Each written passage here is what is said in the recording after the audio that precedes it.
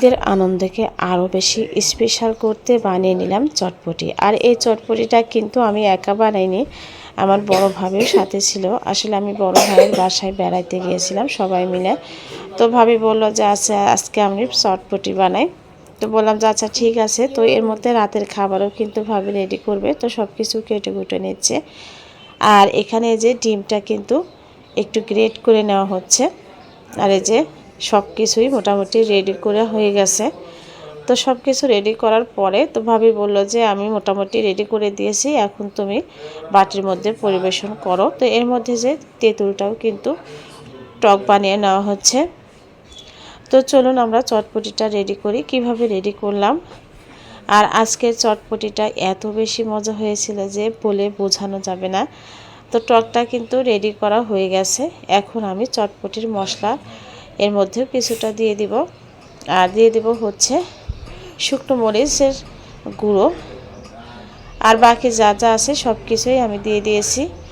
আর বিশেষ করে বিট লবণটা চটপটিতে অ্যাড করলে বেশি খেতে ভালো লাগে।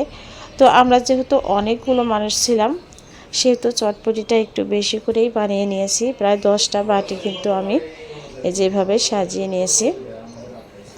তো প্রথমে আমি চটপটিগুলো দিয়েছি, তারপরে যে টকটা আমি আলাদা করে যেহেতু ভাবে বানিয়েছে। আর এই টকটার ভিতরে কিন্তু মরিচও আছে, একটু খালি চিনিও আছে, লবণও আছে, সব কিছু দিয়ে টকটা রেডি করা হয়েছে। তো এখন আমি যে দিয়ে দিচ্ছি হচ্ছে কুচানো পেঁয়াজ, দিয়ে দিচ্ছি হচ্ছে কুচানো শসা। তো এখন আমি দিয়ে দেব হচ্ছে কুচানো টমেটো দিলে কিন্তু এই চটপটিটা খেতে বেশ ভালো লাগে। আপনারা টমেটো দিয়ে খেয়েছেন কিনা জানি না। তো এখন আমি দিয়ে দিচ্ছি হচ্ছে ধনিয়া পাতা না দিলে চটপটির কিন্তু স্বাদটাই আসে না। তো যাই হোক, এখানে আমি দিয়ে দিলাম হচ্ছে কাঁচামরিচ। তো বাচ্চারা যেহেতু খাবে, তো আমি অনেকগুলো তো কাঁচামরিচটা দিইনি। এখন আমি দিয়ে দেব হচ্ছে ফুচকা। আর এই ফুচকাটা কিন্তু দিতেই হবে, না হলে কিন্তু টেস্টটা ওই রকম আসবে না।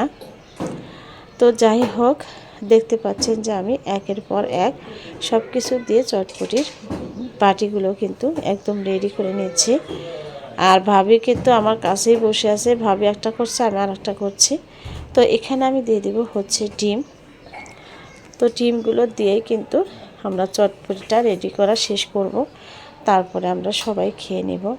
আর আজকের চটপটিটা এত বেশি মজা হয়েছিল যে সবাই প্রশংসা করছিল যে চটপটিটা সত্যি মানে সব দিক দিয়েই অসাধারণ। তো আপনাদের কাছে কেমন লাগলো অবশ্যই কমেন্ট করে জানাবেন। আর চটপটি আপনি পছন্দ করেন কিনা সেটাও বলবেন। চ্যানেলটা সাবস্ক্রাইব করবেন।